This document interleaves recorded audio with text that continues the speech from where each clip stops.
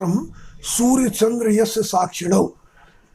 आज इस वैज्ञानिक युग में भी ज्योतिष शास्त्र की प्रत्यक्षता का प्रमाण सूर्य और चंद्र है। जैसा कि हम जानते हैं कि सब कुछ अच्छा होकर भी अगर उसके ग्रह गोचर ठीक नहीं है तो बहुत विद्वान व्यक्ति के यहाँ भी बच्चा मूर्ख उत्पन्न हो जाता है और बहुत धनवान के यहाँ भी सब कुछ नष्ट करने वाला हो जाता है। तो ज्योतिष शास्त्र की यही प्रत्यक्षता है कि उसके ग्रह गोचर, उसका जन्म नक्षत्र आदि कैसा उसको प्रभाव उस पर डाल रहा है। तो जो आप शुभ मुहूर्त की बात की है तो वो मुहूर्त, लगन और नक्षत्र के भेद से ही व्यक्ति के कार्यों की सिद्धि होती है और कार्यों में विघ्न आता है। इसलिए ज्योतिष की प्रत्यक्षता बहुत आवश्यक है। और ये जो ज्योतिष शिविर का यहाँ आयोजन किया गया तो मुझे लगता है कि हजारीबाग में यह पहला आयोजन होगा। अच्छा, महालक्ष्मी ज्वेलर्स की तरफ से 3 दिनों तक आप यहाँ पे गुरुजी रहेंगे। हाँ। लोगों को कितना फायदा पहुँचेगा? अब लोगों को फायदा कितना पहुंचेगा तो लोग बताएंगे। हम कोशिश करेंगे कि जितने लोग हमारे यहाँ आए उन सबको हम प्रसन्न करके भेजें, उनको संतुष्ट करके भेजें। ये हमारा उद्देश्य रहेगा। जो बिल्कुल प्राथमिक नियम होता है ज्योतिष शास्त्र का, हाँ, क्या होता है, कैसे लोग मतलब भरोसा करने का पहली जो सीढ़ी होती है? पहली सीढ़ी तो यही से होती है कि बच्चे को रात दिन पेरेंट मेहनत कर रहे हैं और बच्चा उतना पढ़ नहीं पा रहा, उसका लाभ उसको मिल नहीं रहा, तो पेरेंट घबरा जाते हैं। माँ बाप की खूब दवाई कर रहा बच्चा, माँ बाप पूरे ठीक नहीं हो पा रहे, वो घबरा जाते हैं। तब ज्योतिषी के पास जाते हैं कि आखिर इनको दवा असर क्यों नहीं कर रही, आखिर इतने अच्छे ट्यूटर लगाए फिर भी हमारा बच्चा सही ढंग से क्यों नहीं पढ़ पा रहा। तब ज्योतिषी के पास जाता है, ज्योतिषी उसके ग्रह गोचर को देखकर और कुछ उपाय बताता है कि आप इस मंत्र का जप करिए, इस देवता की आराधना करिए, इस नंग को धारण करिए।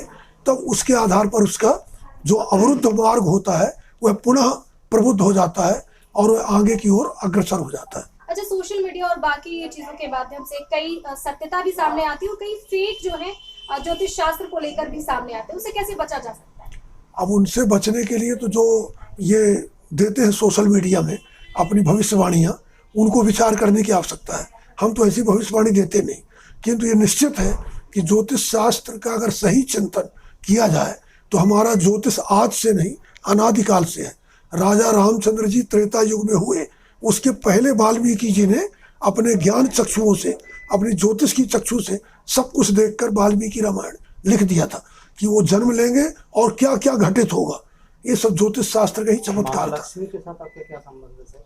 महालक्ष्मी ज्वेलर्स के साथ? महालक्ष्मी ज्वेलर्स वाले हमारे भारत की एक सुप्रसिद्ध कंपनी है, रत्नश्री प्राइवेट लिमिटेड। उसके अंतर्गत नक्षत्रा जेम्स और लिब्रा जेम्स जो 2 सहयोगी कंपनियां हैं जो रत्न के आधार पर लोगों के समस्याओं का निदान करने के लिए अपने भारतवर्ष में लगभग 15 से 18 प्रांतों में इसके डीलर दिए हैं और महालक्ष्मी ज्वेलर्स वाले भी इसके डीलरशिप को लिए हैं रत्नों की।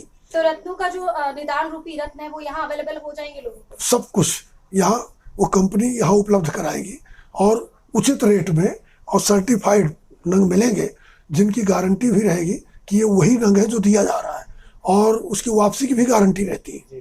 ज्योतिष शास्त्र में अगर कोई विद्यार्थी, चूंकि हमारे विद्यार्थी भी बहुत जुड़े हुए हैं हजारीबाग से और बाकी जगहों से, ज्योतिष शास्त्र की अगर पढ़ाई करनी चाहे सही रूप में तो कहाँ से कर सकते हैं? ज्योतिष देखिए, विद्या की नगरी वैसे तो वाराणसी मानी जाती है, तो वाराणसी में हमारे ज्योतिष के बड़े बड़े धुरंधर विद्वान हैं।